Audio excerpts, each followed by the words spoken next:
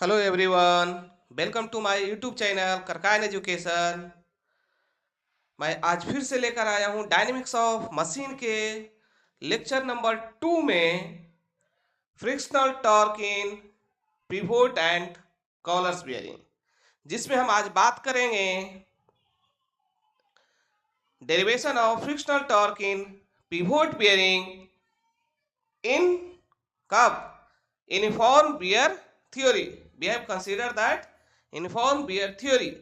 इसके पहले लेक्चर में हमने एक्सप्लेन किया था derivation of frictional torque in pivot bearing under the condition of uniform pressure theory.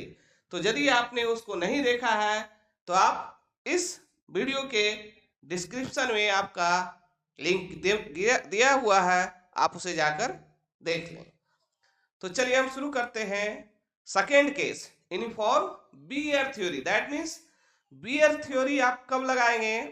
When bearings are weared, that means आपका old bearing हो गई है, तो उस केस में हमारा क्या है, some bearing that means resisting, that means वहां पे एक हिस्सा हो जाता है। जैसे इस केस में हम बात करेंगे कि ये जो आपका क्या है बियरिंग है, तो यहाँ से मिट्टी एक हिस्सा हुआ हो जाएगा, तो दैट मीन्स इसमें स्क्रैचेज आ जाएंगे।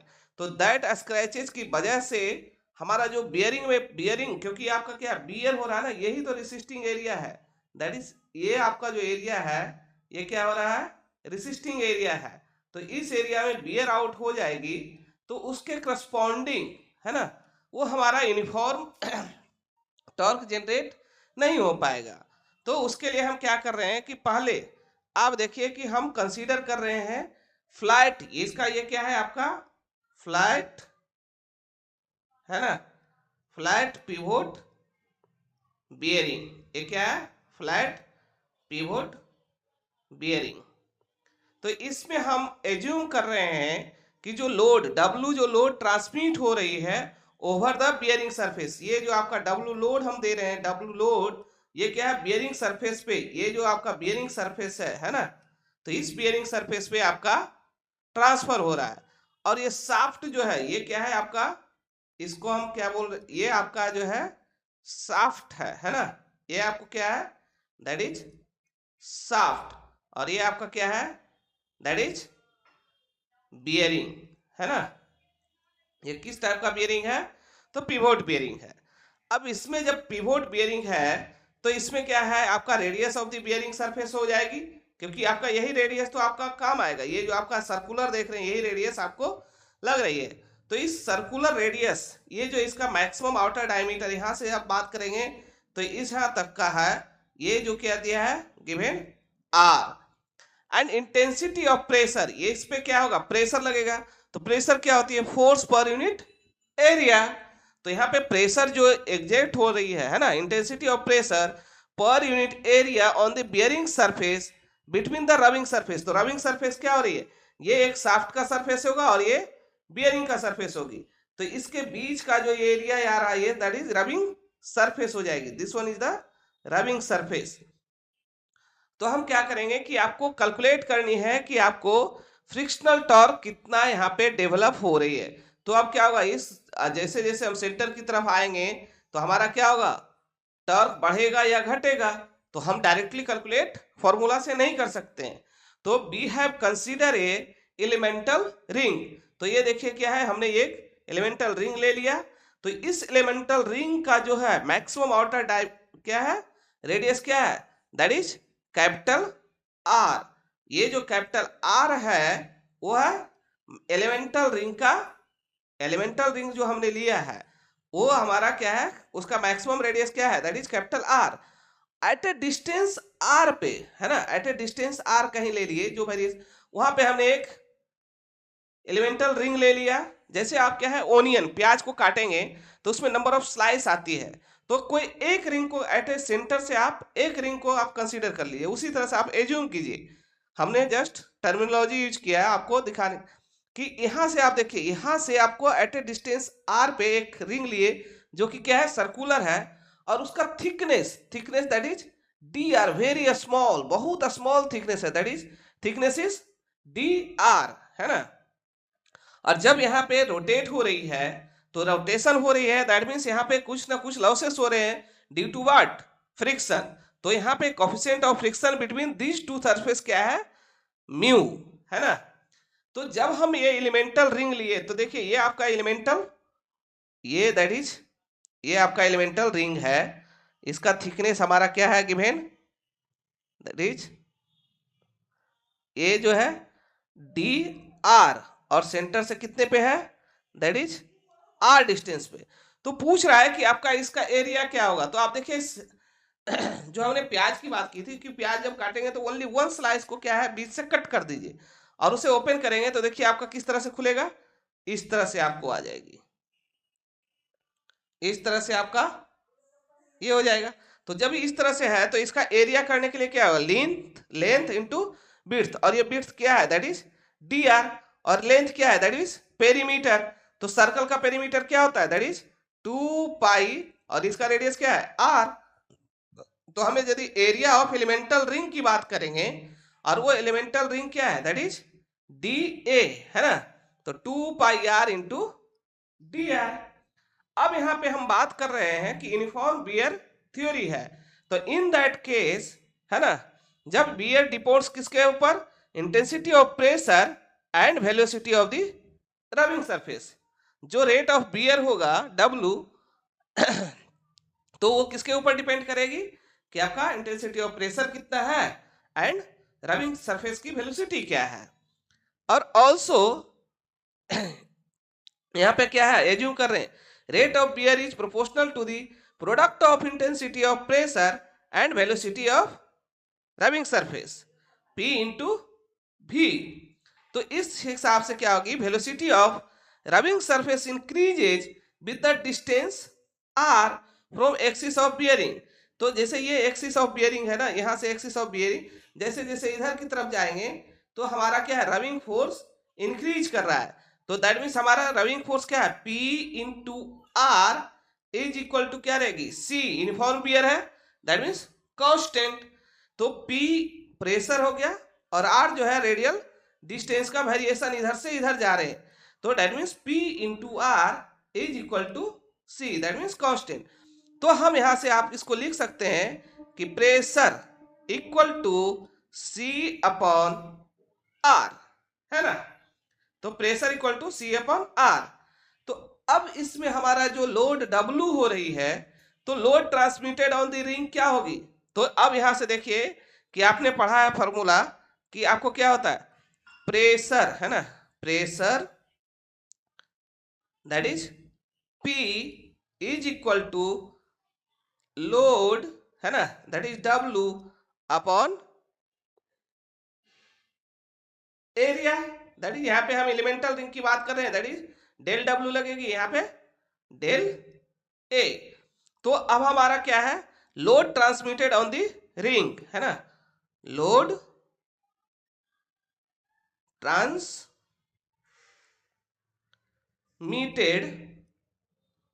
ऑन दी रिंग क्या हो जाएगी, that is pressure into area. अब प्रेशर हमारा गिवन है, एरिया क्या है, DA हमने कैलकुलेट किया है, that is 2 pi R into DR। तो यहां से अब हम इसको लिखेंगे, क्या लिख सकते हैं, देखिए डेल W इक्वल टू क्या है, 2 pi R into DR into pressure. और प्रेशर को हमने ऑलरेडी अभी डिफाइंड किया था, क्या डिफाइंड किया था, P इक्वल टू क्या था, C अपॉन R, C जहां पे कांस्टेंट है। तो चलिए यहाँ पे इसको इंसर्ट करते हैं, तो ये क्या हो जाएगी, 2 पाई R और P की जगह पे तो C upon R into DR। तो ये क्या हो जाएगी, दैट इज डेल W। तो डेल W इक्वल टू, इसे हम लिखेंगे तो ये क्या हो गई, R R cancel out, that is 2 pi C into DR। तो ये क्या हो गया, लोड, है ना, यहां से लिख सकते हैं लोड ट्रांसमिटेड ऑन elemental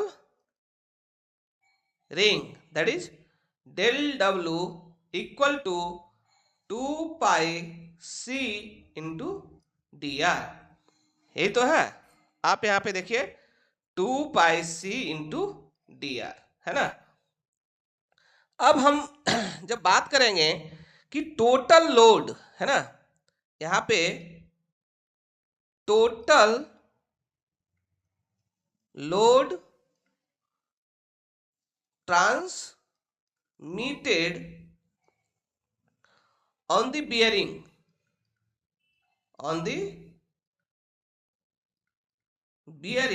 तो ये क्या आ जाएगी, that is W is equal to क्या आ जाएगी, integration of 0 to R into del W। तो अब ये W इक्वल टू जो होगी integration of 0 to capital R, तो डेल W क्या है अभी, that is 2 pi C into dr है ना। तो इसे क्या है, जब इंटीग्रेट करेंगे तो ये हो जाएगी 2 pi C integration 0 to R, dr का क्या हो जाएगा R। तो आप इसे लिख सकते हैं 2 पाई C इंटू R। तो यहां से आप देखिए कि W इक्वल टू क्या आ गई, 2 पाई C इंटू R। तो यहां से आप इसको क्या लिखेंगे, C equal to W upon 2 pi R। तो देखिए C जो हमारा कांस्टेंट था, जो कि अननोन थी, उसका हमें निकल गया C की वैल्यू है ना। तो अब हम क्या करेंगे, लिखेंगे, देखिए अब यहां पे फ्रिक्शनल टॉर्क है ना, तो अभी हमारा जो आ जाएगा दैट इज फ्रिक्शनल टॉर्क है ना। फ्रिक्शनल टॉर्क क्या होगा, एक्टिंग ऑन दी रिंग, तो क्या हो जाएगी, that is T del T R है ना, del T R equal to 2 pi mu into P into R square into D R.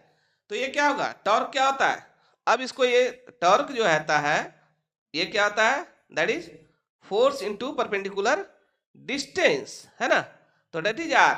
तो यहां से हम इसको इंसर्ट किए, ऑलरेडी हमने डिराइव किया है, तो इसको आप यहां पे लिख सकते हैं क्या कि 2 pi mu pressure equal to क्या होगा, C upon R into R square into D are.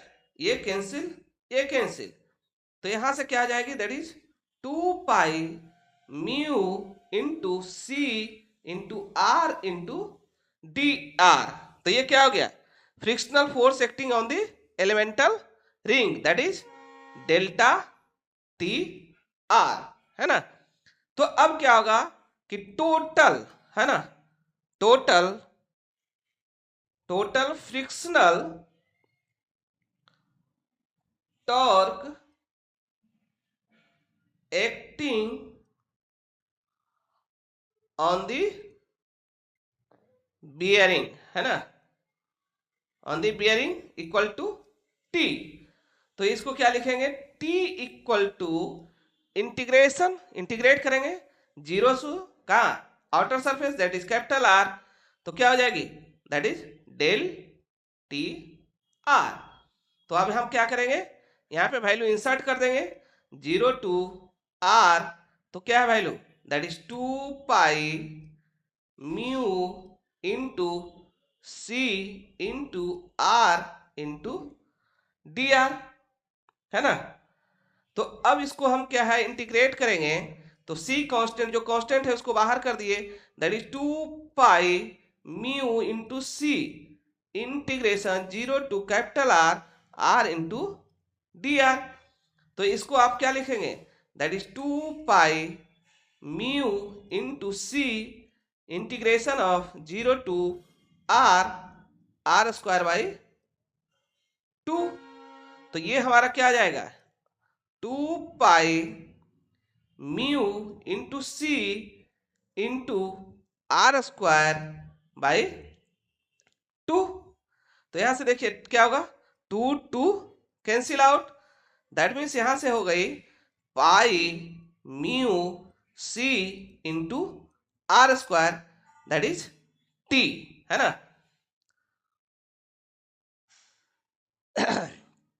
T हो गई। तो अब यहां पे क्या करेंगे कि टी जो, अब सी की वैल्यू हमारा, तो सी की वैल्यू देखिए अभी हमें कैलकुलेट किए थे, C equal to W upon 2 pi R. तो यहां पे हम क्या करेंगे, इंसर्ट कर देंगे। तो यहां पे जब हम इंसर्ट करेंगे तो पाई इंटू म्यू इंटू क्या होगा, W upon 2 pi R into R square. तो ये कैंसिल आउट, पाई से pi cancel out, that means T equal to, है ना, यहां पे आपको क्या आ गया, टी इक्वल टू क्या हो जाएगी, mu into W into R by 2। तो ये होगा ये हमारा total torque, mu into W into R. तो इस तरह से हमने क्या है, डेरिवेशन निकाल लिया।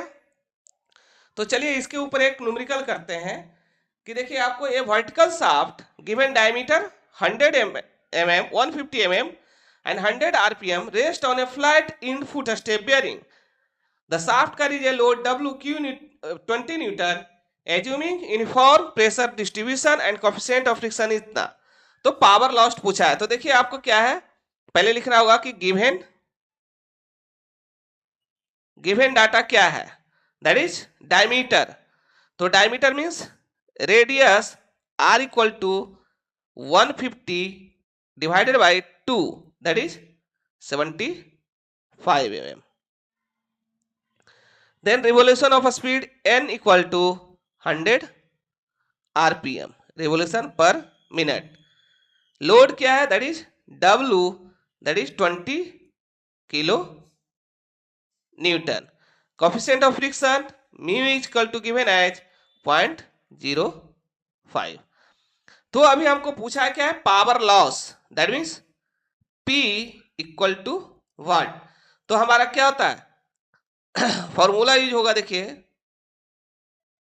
फॉर्मूला यूज्ड, बोला है हमारा यूनिफॉर्म प्रेशर डिस्ट्रीब्यूशन। तो जब हमारा यूनिफॉर्म प्रेशर डिस्ट्रीब्यूशन है तो P इक्वल टू क्या होगा, T इंटू ओमेगा। तो T equal to frictional torque क्या आ जाएगा, that is 2/3 mu into W into R and omega equal to क्या होता है, that is 2 pi n upon 60। तो यहां से आप सभी वैल्यू को इंसर्ट कीजिए तो टॉर्क कैलकुलेट होगी। तो टॉर्क क्या हो जाएगा, दैट इज 2/3 इंटू म्यू क्या है 0.05 इंटू डब्ल्यू क्या है, दैट इज 20 इंटू 10⁻³ आर क्या है, दैट इज 75। तो यहां से क्या होगा, 3 से 25 दिया 75, 25 25 दूना 50, 50 इंटू 5 25 है ना, 25 दूना 50, दैट मीन्स आपको क्या हो जाएगी, दैट इज 50 क्या होगा ये ये है ना, 25 दूना 50, तो 50 इंटू 0.05 तो 25 दैट इज 0.25 इंटू 50 तो 5 that is 50 newton metre. Yes, अब हमें क्या करेंगे, ये T निकल गई तो पावर लॉस्ट है ना, power lost that is P equal to, अब यहां से क्या होगा, इसी को और एक बार चेक कर लीजिए कि सही है ना। 25 दूनी 50 और 50 इंटू 0.05 तो बचे 25, दैट मीन्स 250 और 0.2 तो 2.5, 2.5 इंटू क्या है 20, दैट मीन्स 25 दूना 50 है ना, और एक शून्य दैट इज 50, तो 50 क्या है यहाँ पे किलो न्यूटन मीटर। तो अब यहाँ पे हम यहाँ रखेंगे 50 इंटू 10⁻3, अब क्या है 2 इंटू पाई है ना, दैट इज 22/7 इंटू n है ना, n is 100 RPM divided by 60। तो इसे जब करेंगे तो आपको 100 किलो वाट जो है पावर लॉस्ट होगा। Okay, it is clear. तो ये इस तरह से देखिए कितनी आसानी से हो गया। हमने फॉर्मूला क्या यूज किया, यहां गिवन है यूनिफॉर्म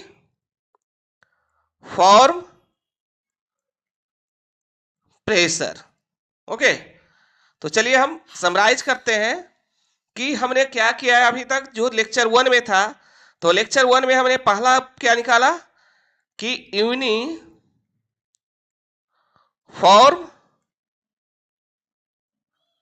प्रेशर थ्योरी। तो हमारा फ्रिक्शनल टॉर्क कितना जनरेट हुआ, that is frictional torque T क्या हो गया, that is 2/3 mu into W into R for pivot bearing है ना। सेकेंड केस में हमारा क्या आ गया, यूनिफॉर्म बियर थ्योरी। तो ये इसमें हमारा क्या है, दैट इज फ्रिक्शनल टॉर्क क्या है, that is T equal to 1/2 mu into W into R है ना। ये किसके लिए, फॉर पिवोट बियरिंग के लिए। थर्ड फॉर्मूला हमारा क्या हो गया सभी के केस में, that is power lost due to friction, that means P equal to torque into omega. Omega is क्या है, रेडियन पर सेकेंड है ना। तो ये हमारा समरी था अप टू दिस वन। यदि वीडियो में कोई आपको प्रॉब्लम है, दिक्कत है कहीं भी, तो आप कमेंट में जरूर कमेंट करें। और यदि वीडियो आपको अच्छा लग रहा है, हेल्पफुल है, तो आप अपने दोस्तों के साथ शेयर करें, लाइक करें, और चैनल पे नए हैं तो सब्सक्राइब करें। Thanks for watching, thank you.